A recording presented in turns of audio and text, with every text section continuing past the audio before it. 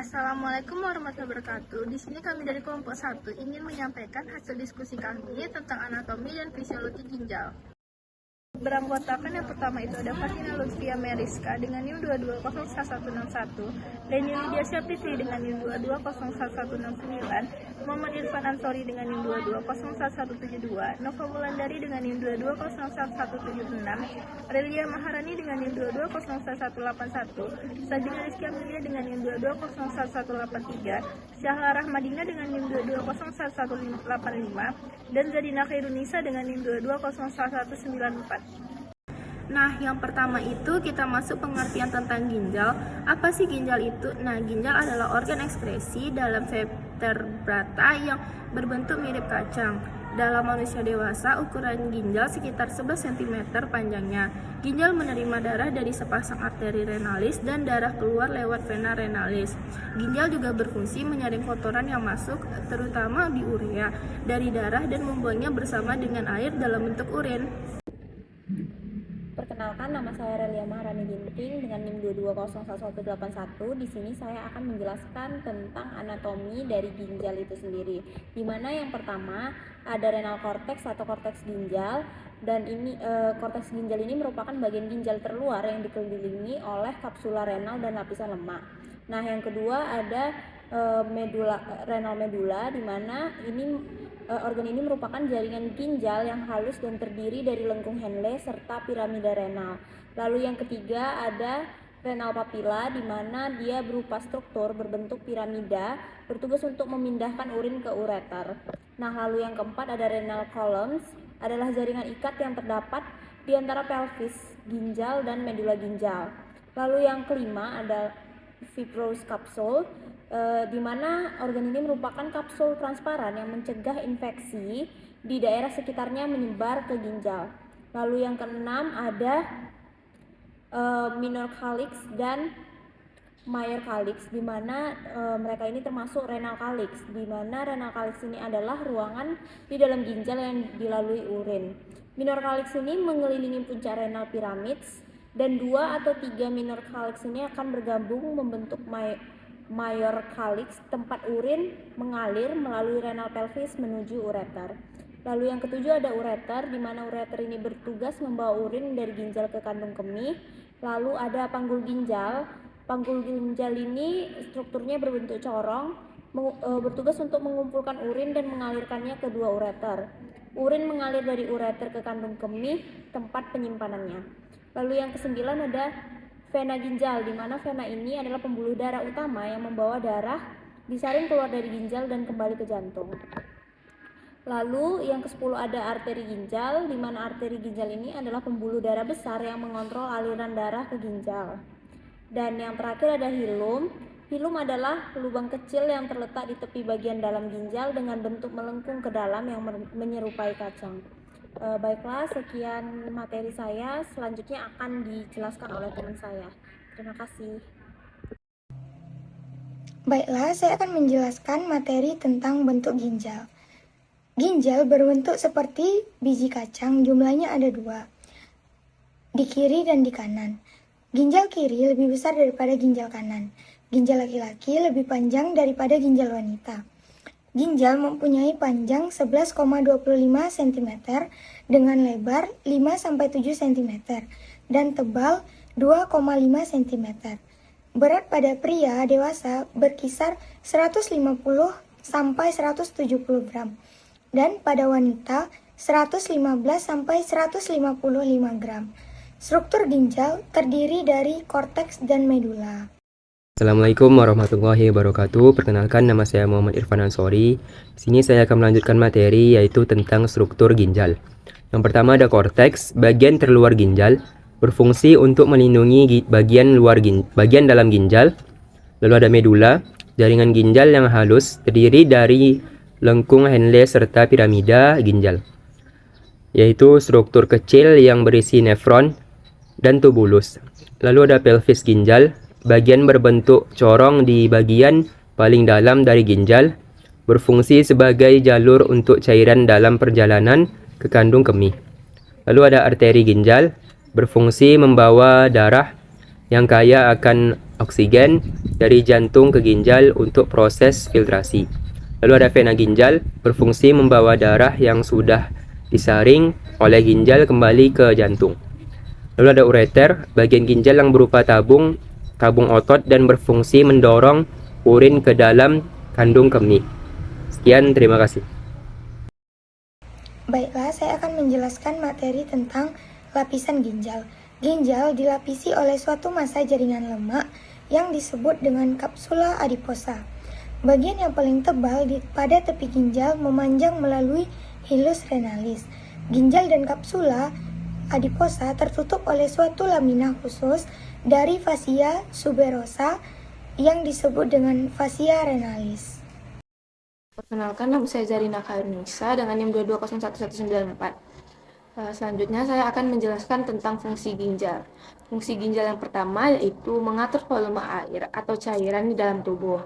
Yang kedua, mengatur keseimbangan osmotik dan keseimbangan ion. Yang ketiga, mengatur keseimbangan asam basa cairan tubuh. Yang keempat, ekskresi sisa-sisa hasil metabolisme. Yang kelima, fungsi hormonal dan metabolisme. Yang keenam, pengeluaran zat beracun.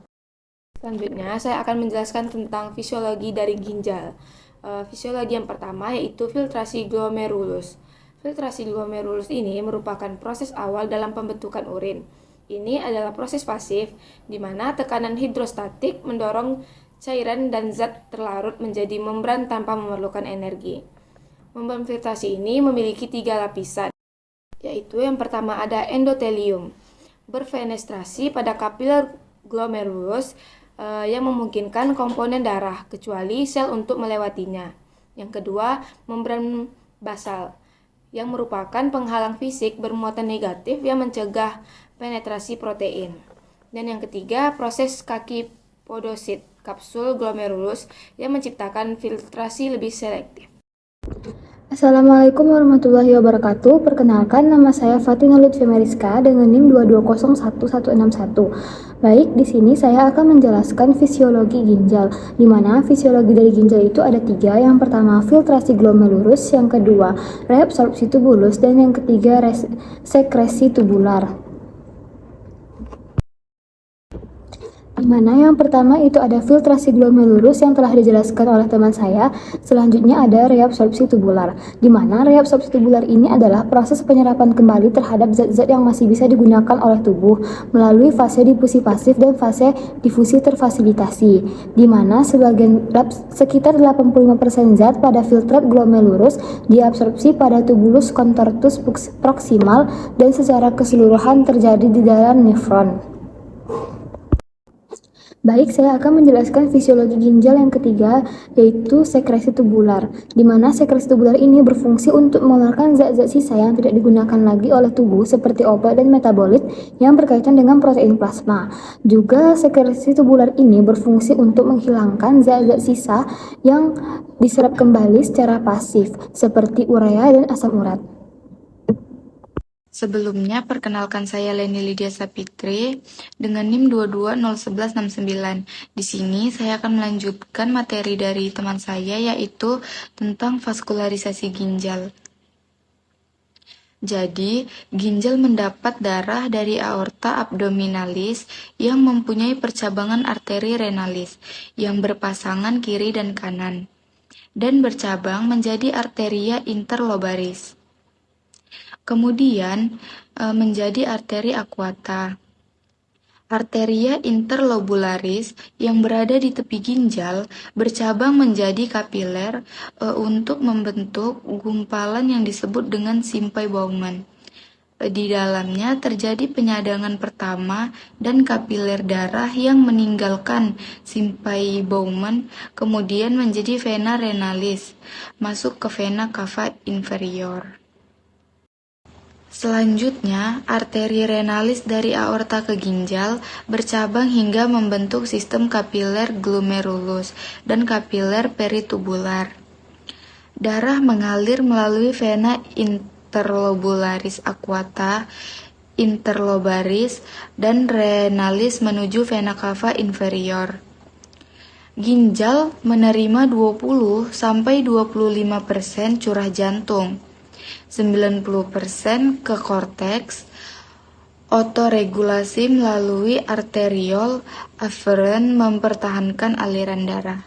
Sekian dari saya, terima kasih. Selanjutnya akan disampaikan oleh teman saya. Assalamualaikum warahmatullahi wabarakatuh. Perkenalkan, nama saya Sahla Rahmadina dengan NIM 22011185. Baiklah, di sini saya akan menjelaskan tentang bagian-bagian ginjal. Nah, bagian ginjal yang pertama itu ada nefron. Nah, nefron itu merupakan bagian ginjal yang paling penting karena bagian ini itu dapat mengambil darah, memetabolismekan nutrisi dan membantu untuk mengeluarkan produk limbah dari darah yang telah disaring. Nah, pada tiap ginjal itu memiliki sekitar 1 juta nefron dengan berbagai kumpulan struktur internalnya, seperti yang pertama itu ada renal corpuscle atau sel darah ginjal. Setelah darah masuk ke sel ginjal melalui nefron yang disebut juga dengan badan Malpighian. Selanjutnya itu ada bagian renal tubulus atau tubulus ginjal. Nah, tubulus ginjal adalah serangkaian tabung yang dimulai setelah kapsul Bowman dan berakhir di saluran pengumpul. Nah, yang terakhir itu ada renal cortex, di mana renal cortex atau korteks ginjal adalah bagian terluar dari ginjal yang berisi glomerulus dan convolute tubulus.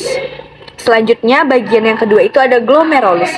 Nah, glomerulus itu merupakan gulungan atau anyaman kapiler yang terletak di dalam kapsul Bowman.